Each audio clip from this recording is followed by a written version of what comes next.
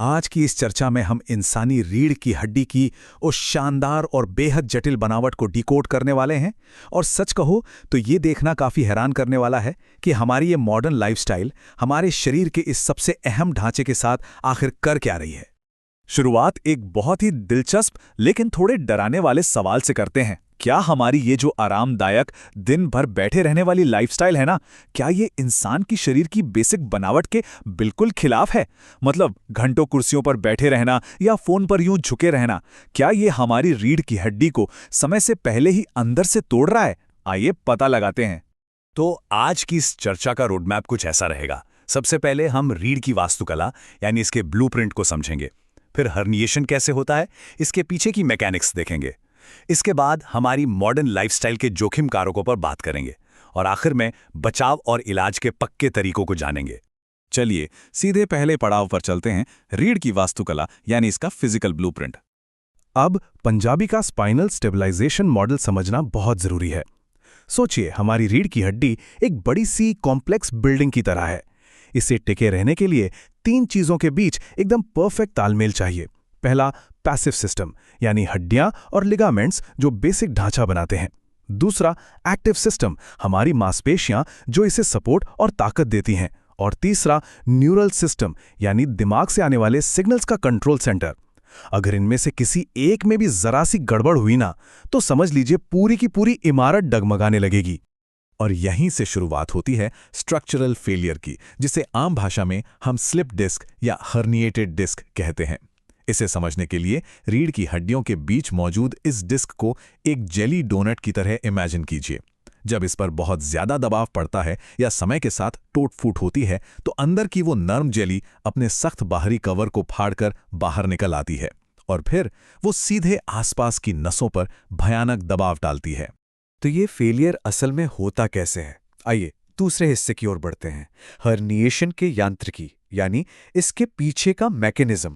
अब जरा सोचिए, जब गर्दन यानी सर्वाइकल एरिया में डिस्क का ये हर्निएशन किसी बहुत ही सेंसिटिव नर्व्स को दबा देता है, तो एक बेहद तेज, मानो जलने वाला दर्द उठता है। और ये दर्द सिर्फ गर्दन तक ही नहीं रुकता, ये कंधों और बाजुओं से होता हुआ एकदम बिजली के झटके की तरह सीधे उंगलियों तक फैल सकता है। ये सच में काफी तकलीफदेह होता है। दर्द और कमजोरी का ये पूरा मैकेनिज्म कितनी सटीकता से काम करता है, ये समझना बहुत जरूरी है। गर्दन की अलग अलग नसों पर पड़ने वाला दबाव हमारे शरीर के अलग अलग मूवमेंट्स को ब्लॉक कर देता है। जैसे कि अगर C6 नस दब गई है, तो शायद कोहनी मोड़ने या कलाई घुमाने में भी पसीने छूट जाएं।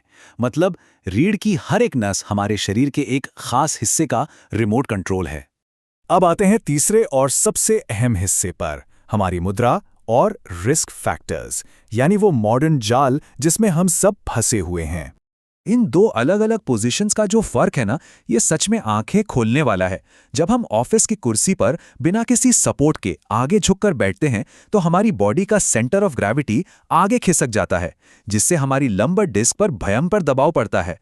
वहीं दूसरी तरफ जब हम घुटने मोड़कर पीठ के बल लेटते हैं, तो शरीर की एक अहम मांसपेशी, जिसे psoas कहते हैं, रिलैक्स हो जाती है और रीढ़ पर पड़ने वाला लोड एकदम मिनिमम लेवल पर आ जाता है। जमीन आसमान का फर्क है। और क्या आपने कभी शोल्डर क्रॉस सिंड्रोम के बारे में सुना है? साल 1994 में पहली बार इसे पहचाना गया था। लगातार कंप्यूटर या फोन स्क्रीन में घुसे रहने से जो हम आगे की तरफ झुक जाते हैं ना, ये उसी का नतीजा है। इससे होता क्या है? छाती और ऊपरी पीठ की मांसपेशियां सिकुड़कर छोटी हो जाती हैं और गर्दन को संभालने वाली गहरी मांसपेशियां एकदम कमजोर पड़ जाती हैं। यह हमारे पूरे ऊपरी ढांचे को बुरी तरह से अनस्टेबल कर देता है। सिर्फ इतना ही नहीं, हमारे कुछ पेशे और रोजमर्रा की आदतें भी रीढ़ की हड्डी के लिए बहुत बड़ा खतरा है। डेंटिस्ट या सर्जन को ही ले लीजिए, जो घंटों एक ही अजीब सी पोजीशन में गर्दन झुकाए काम करते हैं। या फिर वो लोग जो भारी वजन उठाते वक्त पैरों के बजाय अपनी पीठ का जोर लगाते हैं। और हाँ, अगर बात करें प्रोफेशनल ड्राइवर्स की, तो लंबे समय तक बैठे रहना और इंजन का वो लगातार वाइब्रेशन रीढ़ के लिए बहुत खतरनाक कॉम्बिनेशन है। यहां तक कि स्मोकिंग करने वालों में ऑक्सीजन की कमी के कारण डिस्क बहुत तेजी से खराब होने लगती है। चलिए, बहुत हुई डराने वाली बातें। अब बढ़ते हैं अपने चौथे और आखिरी पड़ाव की तरफ, मजबूती, उपचार और रोकथाम। शुरुआत करते हैं एक बहुत ही पॉजिटिव और राहत देने वाले आंकड़े के साथ। 90 से 95%, जी हाँ, सर्वाइकल डिस्क हर्निया के 90 से 95% मामलों में किसी भी तरह की सर्जरी की ज़रूरत ही नहीं पड़ती। सही देखभाल और सटीक एक्सरसाइज से पूरी तरह ठीक होना 100% मुमकिन है। अब इस रिकवरी के लिए अंदरूनी सपोर्ट का होना बहुत ज़रूरी है। यहाँ एंट्री होती है मल्टीफिडस नाम की एक बहुत ही खास मांसपेशी की। ये रीढ़ की हड्डी के ठीक साथ साथ चलती है और उसे स्टेबिलिटी देती है। ये टाइप 1 एंड्योरेंस फाइबर से बनी होती है, मतलब ये बिना थके लगातार काम करने के लिए ही डिज़ाइन की गई है। इस मांसपेशी को मजबूत करना, समझ लीजिए, हमारी रीढ़ को एक ऐसा सुरक्षा कवच पहनाना है जो आगे किसी भी चोट से बचाएगा। फिजियोथेरेपी के दौरान कुछ बहुत ही खास मूवमेंट्स पर फोकस किया जाता है।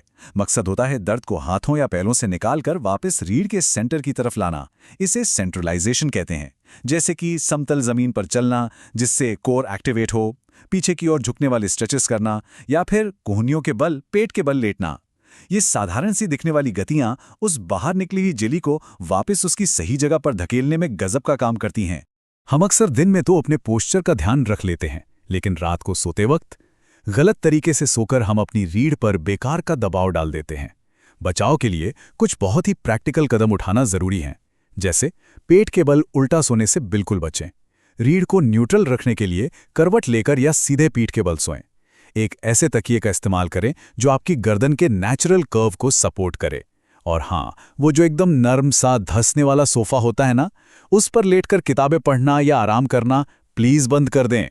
तो चर्चा खत्म करने से पहले एक बहुत ही बेसिक लेकिन जरूरी सवाल। जरा सोचिए, अभी इसी वक्त जब हम ये बातें कर रहे हैं, आपकी रीढ़ की हड्डी आपके शरीर को कैसे सपोर्ट कर रही है? क्या वो बिल्कुल सीधी है, या फिर आपकी गर्दन स्क्रीन की तरफ कुछ ज्यादा ही झुकी हुई है? जो कुछ भी हमने आज जाना है उसे तुरंत अप्लाई कीजिए।